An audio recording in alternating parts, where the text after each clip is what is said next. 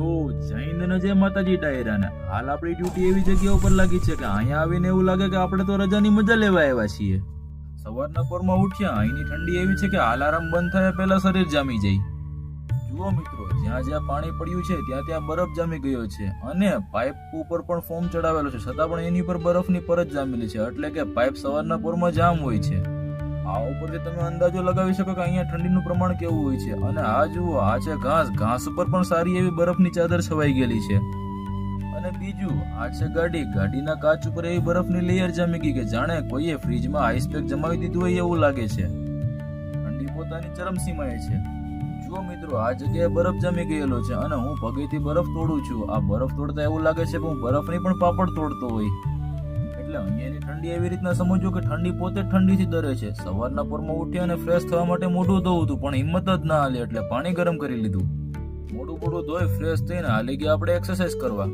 મિત્રો, હાલ મારી ડ્યુટી એવી જગ્યાએ છે કે જ્યાં ગ્રાઉન્ડની સુવિધા નથી અને એકલા બહાર જવાની અનુમતિ પણ નથી, એટલે કંઈક આવી રીતના મશીન ઉપર દોડવું પડે છે.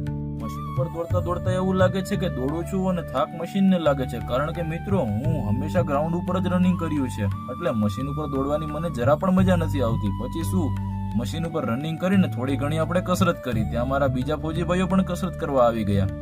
આ છે આપણા ડોગરાભાઈ. આની એક્સરસાઇઝ જોઈને મને એવું લાગે છે કે આ ભાઈ કોઈક સ્પ્રિંગ લગાડીને આવ્યા હોય એવું લાગે છે. આની એક્સરસાઇઝ જોઈને મને તો એમ થયું કે મારી એક્સરસાઇઝ બિલકુલ ઝીરો હતી. ખરેખર હસી આવી ગઈ. મિત્રો, આ છે મારો નવો લુક. મિત્રો, પેલા લુક સારો હતો કે અત્યારે લુક સારો છે જરૂર જણાવજો. અત્યારે કઈક ફૌજી જેવો લાગુ છું. એક્સરસાઇઝ કરીને બહાર આવતાની સાથે જ આપણે નાગાલેન્ડ વાળા ભાઈ સાથે મળી ગયા. હાઈટ નાની, આંખો નાની, પણ જીગર ખૂબ મોટું છે આ ભાઈનું. દુનિયાની જંજાળ એક તરફ ને સવારના નાસ્તાની મજા પણ એક તરફ. એમાં પણ જો ગરમ હીટર ઉપરથી નાસ્તો મળી ગયો હોય તો મજા જ અલગ છે. સોનામાં સુહાગ. નાસ્તો પાણી કરી અને સેફ્ટી ગેર લગાવી આપણે થઈ ગયા ડ્યુટી માટે જવા માટે રેડી. એવી જગ્યાએ લાગે છે કે જ્યાંના નજારા ખૂબ સરસ છે. બરફ પડતાની સાથે જ અહીંની જગ્યાએ 4 ચાંદ લાગી ગયા એવું લાગી આવે. ઘણા સમય ડ્યુટી પછી ચાનો બ્રેક આવી ગયો. ચા વિના મને ચેન પડે નહીં. આ એક મારી લત પણ છે. ચાનો બ્રેક કરતાની સાથે સાથે જ આપણે નાગાલેન્ડ વાળા ભાઈ સાથે મળી ગયા, જેની હાઈટ નાની, આંખો નાની, પણ જીગર દિલદાર છે અને કમાન્ડો કે છે બધા.